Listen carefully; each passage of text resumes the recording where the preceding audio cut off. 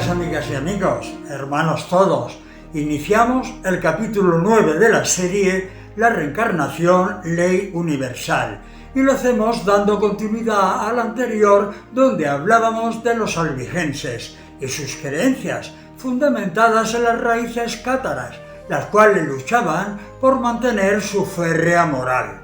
Sin embargo, a los creyentes se les dispensaba de las más dificultosas obligaciones. Por lo tanto, podían casarse y tener hijos, ejercer el comercio y tener sus propios bienes, comer cualquier clase de alimento, incluso les era permitido hacer la carrera de las armas.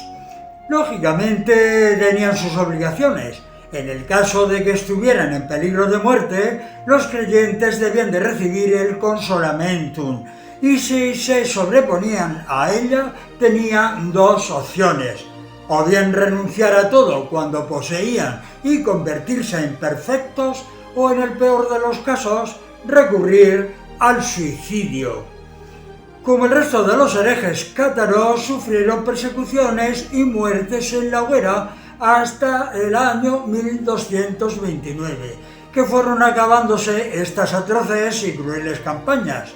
Pese a las mismas, los albigenses, aunque de forma más apaciguada y con menos bríos, aún volvían una y otra vez a las suyas, hasta que en el año 1253 fueron totalmente sometidos por la fuerza de las armas. Los herejes cátaros que subsistieron se desperdigaron por los montes, donde se agrupaban clandestinamente hasta que poco a poco acabaron por desaparecer, siendo incluso su lengua tenida por proscrita. Igual que los componentes del grupo Poetas Fideli d'Amore, los herejes cátaros empleaban un lenguaje secreto con doble sentido, donde más de una treintena de palabras tenían más de dos significados, tal como antiguamente fuese utilizado por los sacerdotes egipcios y los maniqueos. Un buen ejemplo lo tenemos en la Divina Comedia, donde Dante, en el canto 20 del Paraíso, dice lo siguiente: el alma gloriosa de la que hablo vuela a la carne, donde permanecerá poco tiempo. Creyó en el que podía ayudarle y creyendo se encendió de un tal fuego de verdadero amor, que a la segunda muerte fue digna de alcanzar esta felicidad. Según Henry Lee, en su Historia de la Inquisición de la Edad Media, dice lo siguiente: junto a los cátaros estaban los caballeros templarios, una orden militar cristiana fundada para poder proteger a los peregrinos que visitaban Tierra Santa, y los juglares itinerantes que recorrían Europa entre los siglos XII y XIII, popularizando la doctrina de la reencarnación en todas sus baladas. Las sencillas canciones de amor actuaban como disfraces líricos de historias sobre cómo disfrutar de la vida y eran recompensadas con el renacimiento en los cuerpos apropiados para un posterior desarrollo espiritual. Cuando la cruzada de terror y las matanzas llevaban a un final sangriento en la vida siguiente, se vivía más intensamente que en la anterior.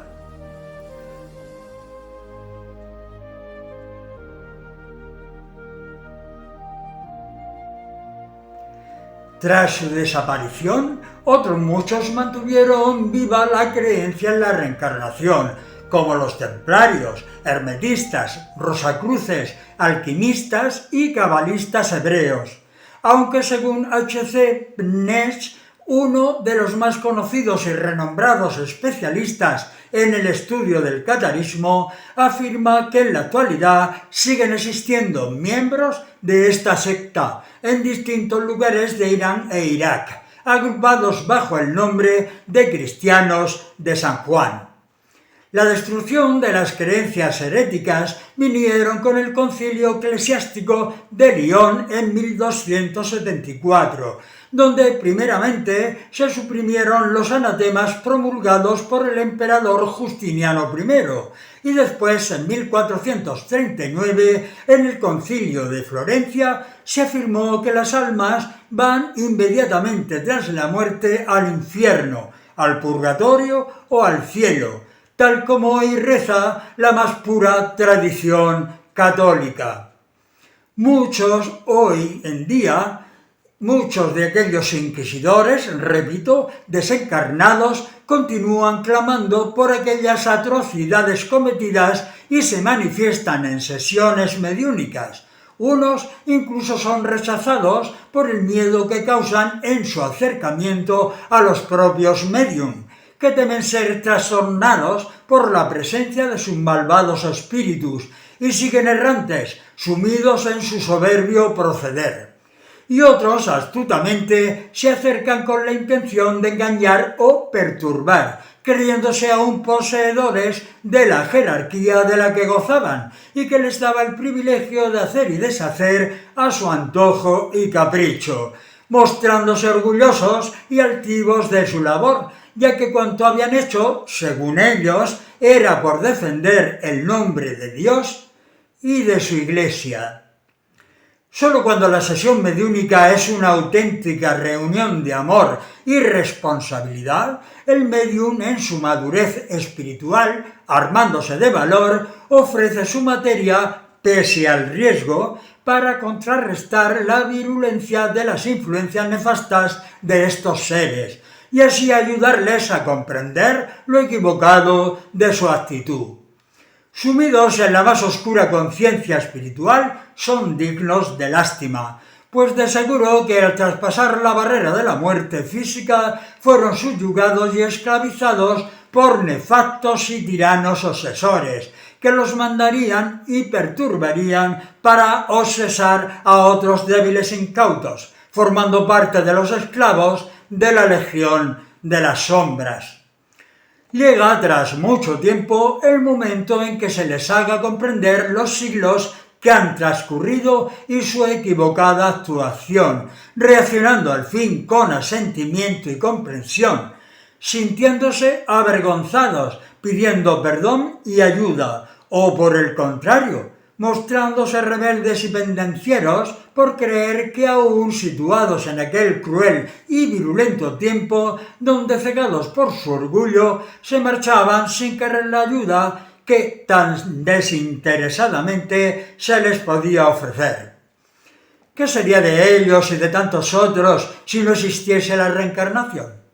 Todos, sin excepción, han de recibir una nueva oportunidad para eliminar y limpiar los lastres que su espíritu ignorante aún arrastra pesadamente, pues no olvidemos que el proscrito de hoy será el ángel del mañana. Por eso nunca ha de olvidar el ser humano que Dios, como Padre de amor para todos sus hijos, es justo y misericordioso, dejando la puerta abierta para todos aquellos que aspiran y reivindican la evolución y el progreso para sus espíritus.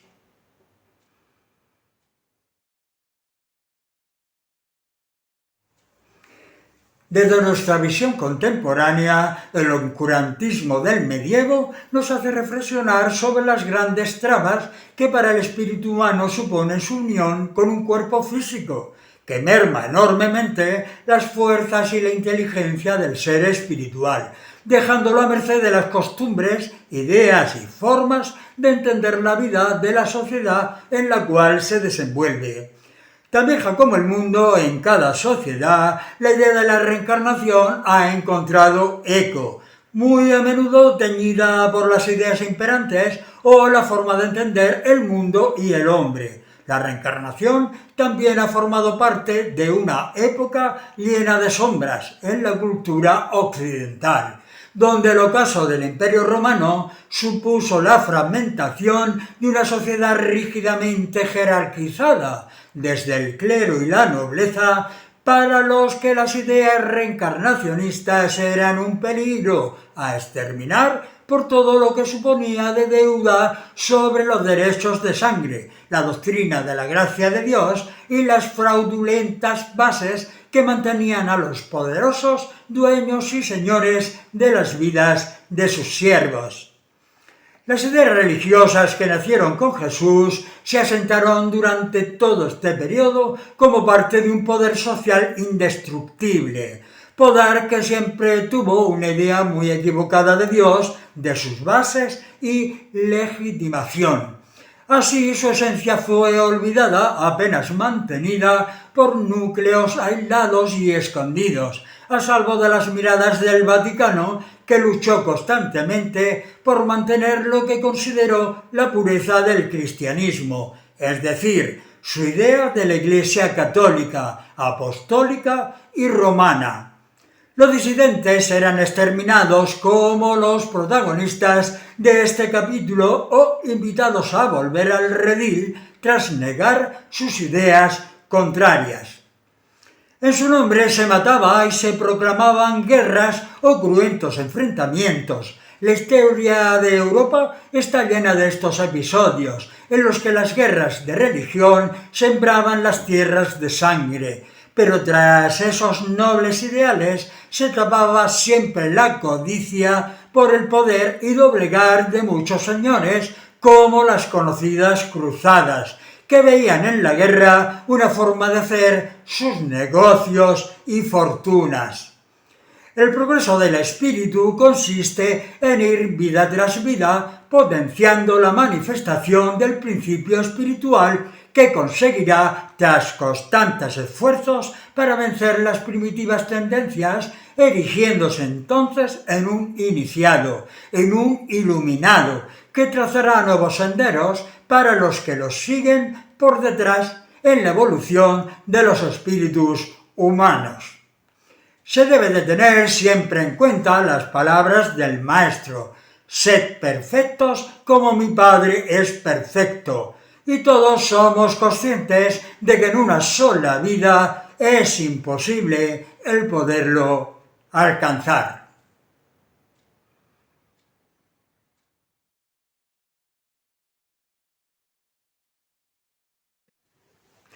Solo para los obstinados en negar a priori aquello que antes o después han de aceptar por su propio bien, consolarían sus infortunios y pondrían luz en sus terribles dudas, pues apenas tomen conciencia de la verdadera realidad que mantiene al ser humano en un mundo como lo es el nuestro, sus espíritus despertarán, caminando desde ese mismo instante sobre el terreno firme de su fe, que les descubrirá por fin la gran ayuda que es para su propia evolución espiritual, les muestra la reencarnación, alejándoles definitivamente de los errores y del dolor. Muchos son los que, arrollados por el gran tropel del mundo material, fascinados y subyugados por su poder y gloria, siguen descreídos, haciendo oídos sordos a su propia conciencia, que les reclama un poco de atención para poder resolver sus problemas internos. Esos problemas íntimos y tan distintos en cada ser que tantas veces chocan con su manera de sentir y de valorar las cosas. Por eso es tan necesario que el interior de cada ser humano sea fortalecido y reforzado por sus progresos y virtudes, nacido de sus propias convicciones, pues hemos de pensar que sin fe, sin amor y sin esperanza, nadie vive. Es necesario potenciar los sentimientos que revitalizan, sensibilizan y embellecen al espíritu, despertando todas aquellas aspiraciones nobles que son las que promueven el progreso. Tras la manifestación de poder del mundo musulmán, los príncipes europeos se movilizaron para acudir en ayuda de los creyentes orientales y defender los santos lugares de la continua amenaza sarracena. Así fue como nacieron las Santas Cruzadas y, consecuentemente, las órdenes de caballería, de entre las que vamos a destacar como más conocida y poderosa la Orden de los Pobres Caballeros de Cristo y del Templo de Salomón, también llamada la Orden del Temple, fundada en 1118 por Hugues de Payns, cuyos miembros eran conocidos como Caballeros Templarios, los cuales se asentaron un año después en Jerusalén junto al mismo templo de la ciudad, de donde proviene el nombre de la misma. Los templarios estaban presididos por un gran maestre y dirigidos por el capítulo general que junto a los miembros más destacados formaban el cuerpo de la agrupación religioso-militar, de donde partían las directrices y se tomaban las grandes decisiones a seguir. Estos adoptaron la regla cisterciense, cambiando la cruz por la espada y aceptando los votos de pobreza, obediencia y castidad, vistiendo sus miembros una túnica blanca adornada con una cruz roja. Su presencia en el mundo cristiano dejó una estela de fanatismo y devoción, hasta el punto de que antes de entrar en combate, algo que coincide en varios historiadores, solían leer el Salmo número 2 como advertencia a sus enemigos, de los que luchaban contra el mismo Dios. Durante los 2 siglos que duró su misión de defender y mantener los santos lugares y el continuo contacto intelectual con sus contrincantes, dio lugar al conocimiento y aceptación de las doctrinas gnósticas, extendiéndose por Occidente el nuevo rito iniciático de los templarios, nacido del desarrollo de la doctrina difundida por Zoroastro y los maniqueos, que adoptaron como propia, impartiéndola paralelamente con el cristianismo.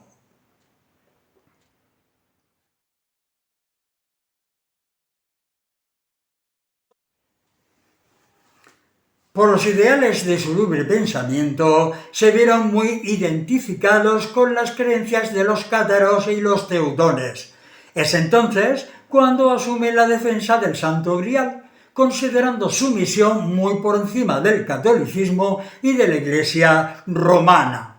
Los templarios fueron abandonando todos los rituales y símbolos provenientes de la Iglesia para implantar los suyos propios. Así, en la ceremonia de iniciación de un nuevo templario, éste debía de pisar un crucifijo no como acto sacrílego, del que luego les acusarían, sino porque significaba lo perecedero, la muerte de Cristo, al que ellos adoraban. Entre los símbolos que adoptaron estaba la cruz gamada, el santo grial, la doble llama, la espiral, la paloma, con la que representaba a su protector el Espíritu Santo, y otros que confirmaban su inclinación por el gnosticismo. También usaron el particular símbolo de su creencia en la dualidad, en el que 2 caballeros compartían la grupa de un mismo caballo, y bajo la visión herética de la Iglesia se hizo creer que era una manifestación del vicio, alegando que tal grabado representaba la sodomía, y al parecer esta idea degeneró naciendo un símbolo bivalente bisexual que la doctrina gnóstica y hermética representaban las 2 tendencias del mundo, y que los templarios hermanaron a la figura esotérica de Baphomet, ídolo sacrílego, según sus enemigos, al que adoraban. Cuando los templarios acabaron con su misión en Oriente, extendieron sus hazañas bélicas por tierras españolas, que estaban bajo el poder musulmán, y dado el gran desarrollo que alcanzó su poder económico y militar, puso en guardia al rey francés Felipe el Hermoso, al ver que iba creciendo otro estado dentro del suyo propio, por lo cual nace la infamia de la blasfemia, los relatos tergiversados de todo tipo de aberración y, lógicamente, la acusación de herejía para todos ellos. Por ello es ejecutado públicamente en 1314 el gran maestre Jacques de Molay, siendo condenada a la orden como hereje por el Papa Clemente V, confiscando sus bienes y repartidos entre otras órdenes afines a la Iglesia, como la de los Hospitalarios de Cristo y Montesa. Toda la simbología que rodeaban sus enseñanzas se cree que no era sino para encubrir ante el poder de los tribunales de la Inquisición. De ahí que toda idea reencarnacionista quedó sumida por un tiempo en las celdas y en los claustros universitarios, ya que de haber salido al exterior automáticamente hubiese sido cortada de raíz. Muchos de los templarios se refugiaron en Inglaterra y Alemania, donde siguieron manteniendo en secreto sus creencias e ideales, para reaparecer pasado el tiempo con otros nombres, como los Rosacruces, de los que se cree son los descendientes directos de los templarios.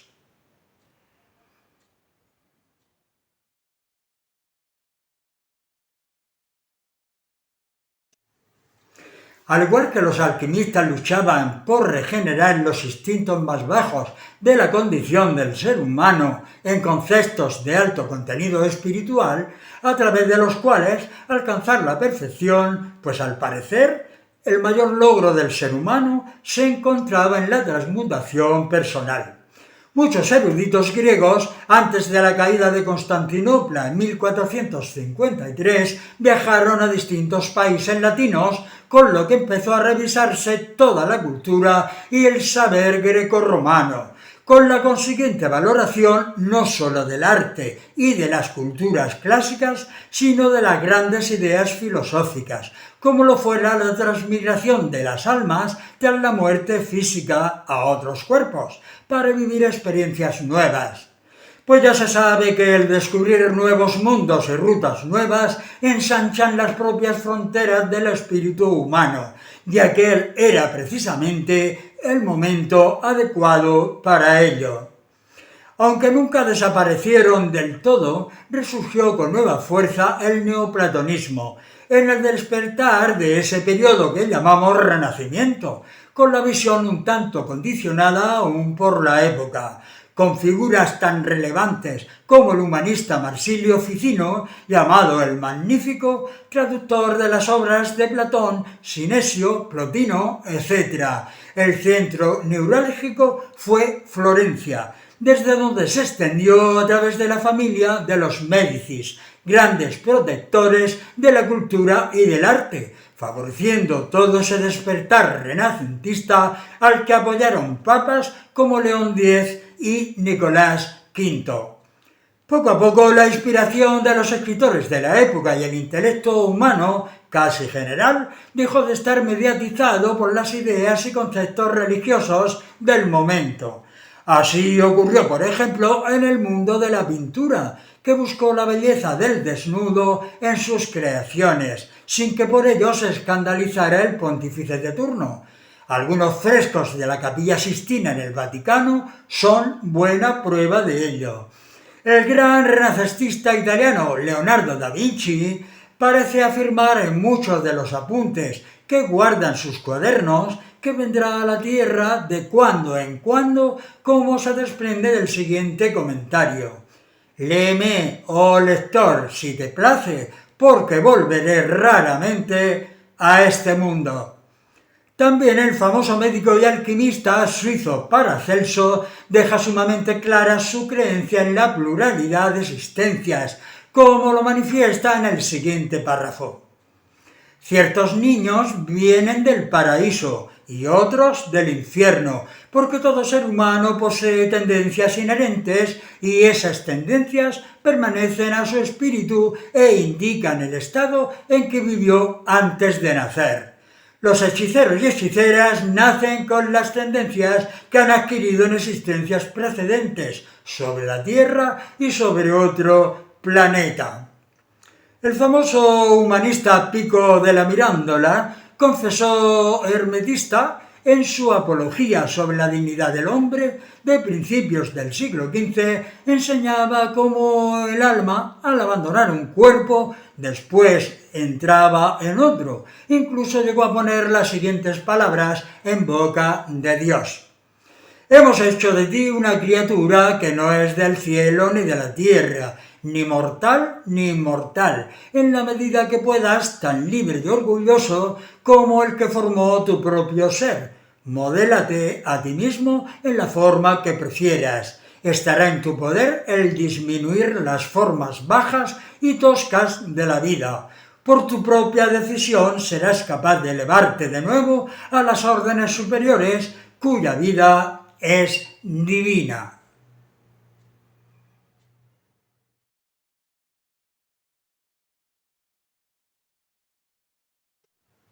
Queridos todos, llegamos al final del capítulo 9 de la serie La reencarnación, ley universal. Como bien sabemos, los frutos que dejamos los seres humanos en cada siembra a lo largo y ancho de la vida física siempre dependen del campo donde la semilla cae. Si es seco y árido, la semilla morirá sin dar fruto. Si es trabajado y cuidado con esmero, sin duda sus frutos serán útiles y deliciosos para todo aquel que pueda degustar de ellos. De nada valen las enseñanzas y los ejemplos que recibimos en la vida si el espíritu no es capaz de asimilarlos con amor y devolverlos en cada testimonio que oportunamente se dé a los demás, con ese mismo amor.